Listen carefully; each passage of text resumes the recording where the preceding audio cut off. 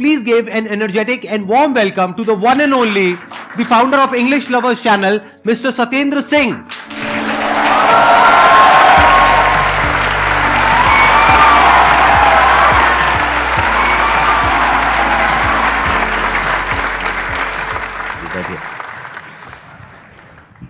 Is it real or is it still a dream that I am? तो हाथ मिलाओ ना.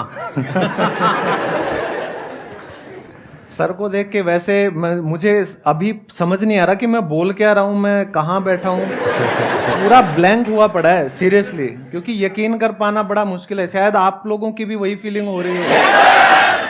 और एक बात और, जब स्टेज के आप उस तरफ बैठे हो तो फीलिंग शायद 50% है. यहाँ पर आ जाओगे ना, आधे आप में से शायद बेहोश हो जाएंगे.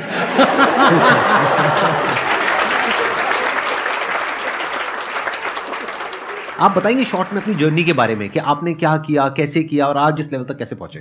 पहले मैंने शुरुआत की थी, एमबीए किया जैसे नॉर्मल सभी अपनी ग्रेजुएशन करते हैं, फिर एमबीए किया और उसके बाद मुझे लगा कि कुछ लाइफ में करना है. तो मेरे जो ग्रुप था सभी दोस्त, कोई डॉक्टर बन गया, कोई इंजीनियर बन गया, तो मुझे लगा भाई तू तो रह गया, तू क्या करेगा.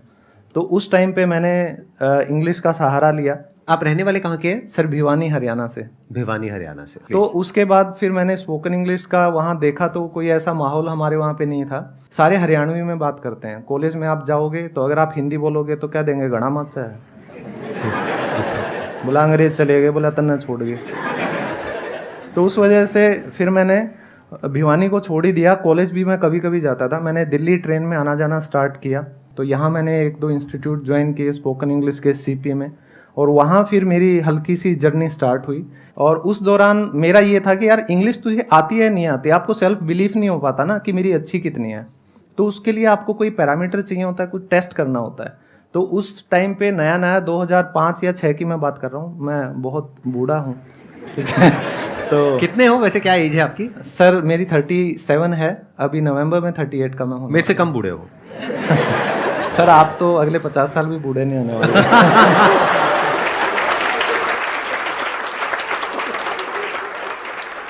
तो उसके बाद मैंने सोचा कि अपने आप को देखें तो इंग्लिश आती है नहीं तेरे को. फिर मैंने उस टाइम जो टॉप कॉल सेंटर्स हुआ करते थे, कन्वर्जेस, IBM, WNS, तो मैंने हर किसी में जाके इंटरव्यू देना स्टार्ट किया. जॉब करना मेरा मकसद नहीं था उस टाइम पे, लेकिन मुझे ये था अपने आप को टेस्ट करना है.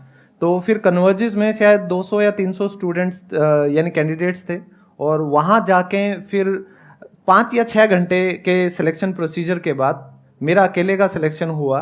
तो तब मुझे लगा कि हाँ कहीं तो तुम पहुँच गए हो. तो वहाँ से स्पोकन इंग्लिश की जर्नी मेरी स्टार्ट हुई थी. लेकिन क्योंकि भेड़चाल में एमबीए कर रहे थे उस टाइम पे सभी, हम भी फंस गए उस चक्कर में. एमबीए किया, फिर बैंकिंग की जॉब्स निकलने लग गई.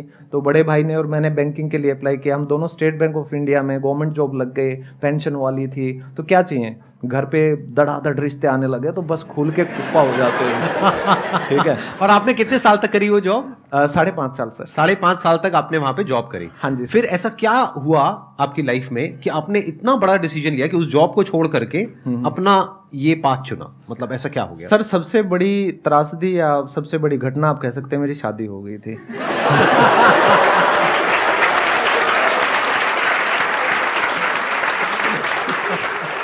लेकिन शादी होने के बाद तो रिस्पॉन्सिबिलिटीज और बढ़ जाती हैं, उसके बाद तो प्रेशर भी बढ़ जाता है. बिल्कुल सर. लेकिन वहां पे हुआ क्या, वो जो प्रेशर था उस घबराहट के अंदर मुझे ये समझ आने लग गया कि भाई शादी तो चलो कर ली, ये तो किसी तरह मैं शायद निभा लूंगा, लेकिन ये जो जॉब है ना, ये मेरी सेकंड वाइफ है और इसके साथ मेरा रिश्ता जम नहीं रहा कुछ, तो इससे तलाक ले लेना चाहिए. तो या तो मेरा जो रियल वाइफ है उनसे तलाक हो जाता या शादी उनसे हो जाता. तो मुझे लगा कि भाई तो अब उन्होंने भी सपोर्ट किया होगा. लेकिन वहां पे एक चीज और हुई सर. जब मैंने जॉब छोड़ने का डिसीजन लिया, there was no one to support me, to be honest. क्योंकि सोसाइटी के प्रेशर में इवन पेरेंट्स, फ्रेंड्स तो मेरे कभी रहे नहीं. मेरा आज तक कोई दोस्त नहीं है. आज तक नहीं था, आज के बाद है. मैं मजाक नहीं कर रहा.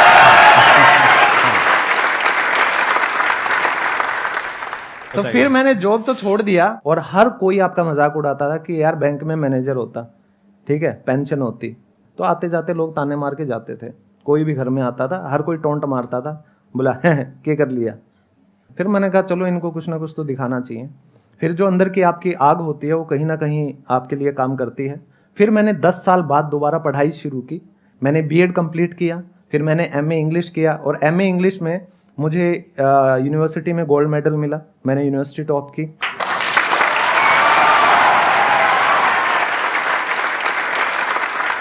ये जो आपने किया, ये वो जॉब करने के बाद किया? Yes sir. कमाल है। मतलब उस टाइम पे एज कितनी थी आपकी? मेरी एज अभी ये 3 साल पहले की बात है सर। तो तब आई थिंक आप सबसे सीनियर हो गए अपने वहां पे? मैं तो कॉलेज में सबसे बूढ़ा मैं ही था। सबसे बूढ़े आप ही थे।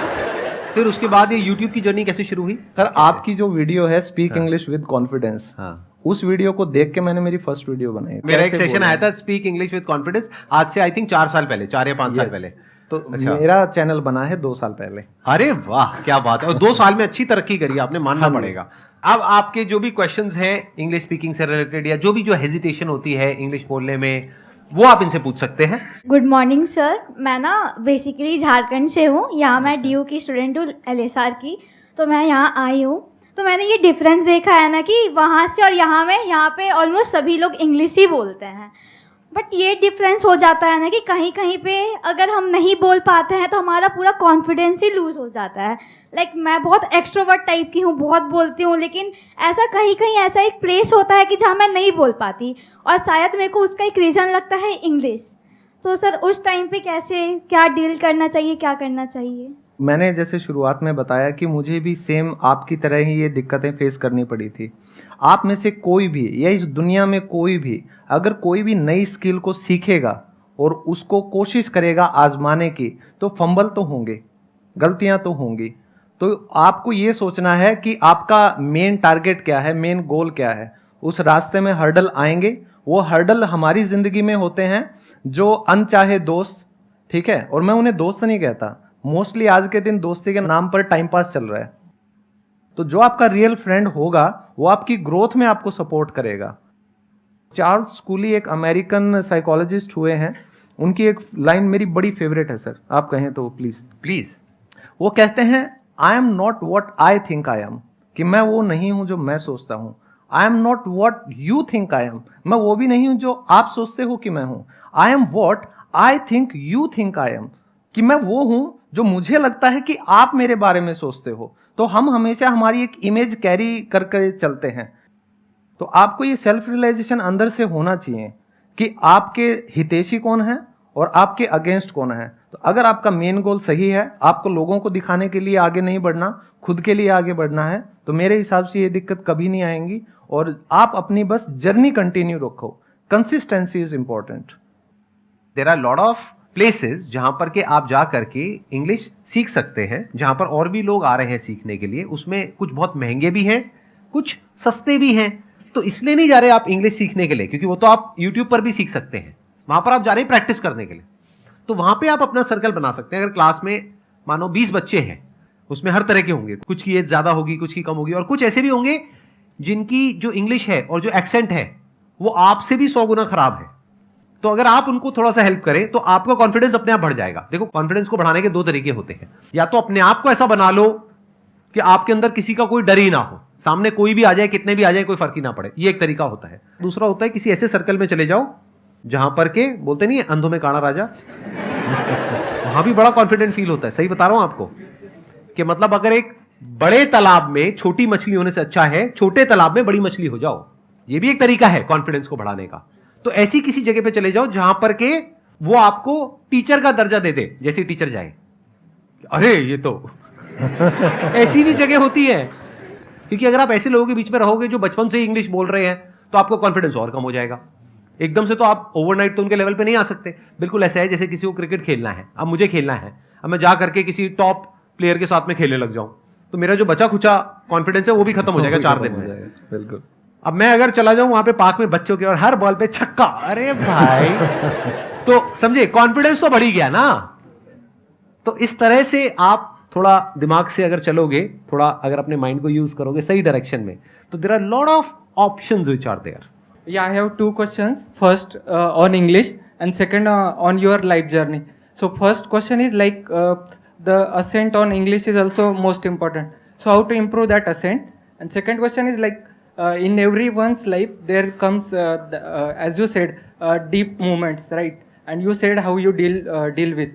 it. But how can we as a youth deal with that? सबसे पहली प्रॉब्लम जो हम एक्सेंट की बात करते हैं, आपने एसेंट कहा, दैट इज एक्सेंट। तो इसमें हमारी गलती है ही नहीं, टू बी ऑनेस्ट। हम एक बात को समझें कि हमारी जो इंग्लिश जो हम सीख रहे हैं that is ESL, English as a second language. तो हमारी जो मदर टंग है, जो हमारी मातृभाषा है, वो हिंदी, मराठी, गुजराती, ये मतलब 22 भाषाएं हमारी कोई सी भी हो सकती है। तो हमारा जो एक्सेंट है वो डिपेंड करता है MTI। तो MTI होता है मदर टंग इन्फ्लुएंस। तो मान लो अगर मैं हरियाणा से हूँ, तो अगर मैं कहता हूँ अरे भाई देखेंगे अंग्रेजी सीख ली जाएगी तो सीख ली जाएगी ना, आप इन बेरा कोई फर्क नहीं पड़ता हमारा, ठीक है, बोला घने अंग्रेज आयर चले गया, हमने कोई ना सिखा पाया। तो अगर मैं मेरी यही टोन कंटिन्यू रखूं तो जो मेरा गला है, जो वोकल कॉर्ड्स हैं, वो उसी के अकॉर्डिंग सेट हो जाते हैं। तो मैंने इस बात को कुछ ज़्यादा ही सीरियसली ले लिया। तो मेरे आस पड़ोस वाले सारे मेरा मजाक बनाते थे हिंदी में बात करके, देख आ गया अब ये हिंदी में बात करेगा। मैंने कहा, चलो कोई बात नहीं। लेकिन जब मैंने इंग्लिश को सीखा और फिर मैंने फ़ोन करके उनके इंटरव्यू लेने शुरू किए ना, और जो हड़काया उनको HR मैनेजर बन के, बड़ा मज़ा आया, कसम से बड़ा मज़ा आया। मैं लताड़ता था, मैंने कहा no you don't deserve it, you don't deserve it.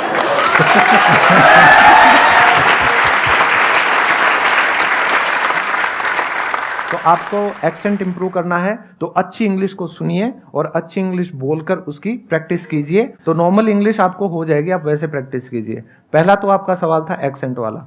दूसरा जो आप कह रहे हैं कि लाइफ में लो पॉइंट्स आते हैं, आप सभी के आते हैं, नो डाउट। मैंने हमेशा, मेरे बहुत ज़्यादा लो पॉइंट आए हैं जब लोग मुझे घर पे आके कहते थे सुसाइड करेगा कि काल करेगा, परसों करेगा। बोले तेरी जी है, तो बोला वो कर गया गैलरी गाड़ में, देख वो झूल गया।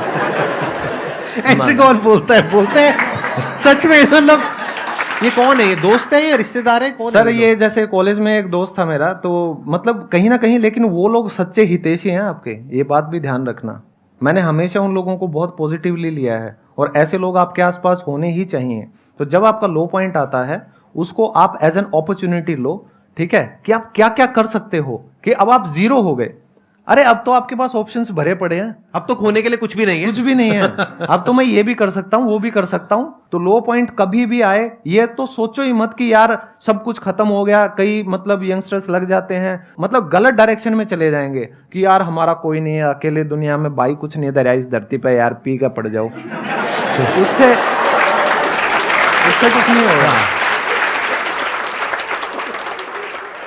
Sir, my name is Gautam, and actually, sir, I am a stammering person. But sir, in Hindi, my stammering sometimes low, but in English very high. Second, ये कि sir, before 2 year, एक sir ने मुझे बोला था कि 20 साल के बाद कोई भी इंग्लिश अच्छे से नहीं बोल पाता। तो ये मेरे मन में अभी तक उनका है। आपको कहीं ना कहीं लाइफ में या अपनी फैमिली में शायद कुछ है जो मतलब आप उभर के 100% अपनी पर्सनैलिटी से ऊपर नहीं आ पा रहे हो, कहीं ना कहीं कॉन्फिडेंस आप में कम है, ठीक है। तो लाइफ में आप हो सकता है कि कुछ करना चाहते हो लेकिन आपको लगता है शायद मैं नहीं कर पाऊंगा, तो वही बात आपकी हिंदी में आ जाती है। जब अब मैं सर के सामने बैठा हूँ, ऐसा नहीं है कि मेरे में कॉन्फिडेंस पूरा है, मेरी भी अंदर से लगी पड़ी है, ठीक है। लेकिन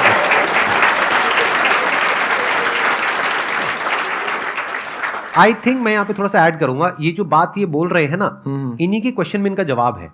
इनको किसी ने ये बोला है, इनके किसी सर ने या किसी ने बोला है कि 20 साल की एज के बाद में जा करके आप इंग्लिश नहीं सीख सकते हो, तो ये इनके माइंड में बैठा हुआ है। This is a mental block. ये पूरा मेंटल ब्लॉक है सर, ऐसा बिल्कुल भी पॉसिबल नहीं है। आपको मैं सच बात बताऊं तो जब मैंने चैनल मेरा वायरल स्टार्ट हुआ था तो मुझे 50 साल 60 साल ऐसे मेरे इतने ज़्यादा स्टूडेंट्स हैं, तो शुरू में एक्साइटमेंट होती है ना, सब्सक्राइबर से बात करेंगे, तो नंबर भेजते थे या मेरा मांगते मैं फट दे देता था, बात करते थे, हेलो जी हेलो। तो एक कोलकाता से एक लेडीज़ थी 60 ईयर्स ओल्ड, उन्होंने मुझसे इंग्लिश सीखी और उन्होंने इतना आशीर्वाद दिया मुझे, तो मुझे समझ ही नहीं आया कि मतलब मैं किन शब्दों में खुद को भगवान को धन्यवाद दूं कि मेरे को एक टीचर बनाया, कि मैं किसी की लाइफ में कोई चेंज ला पाया।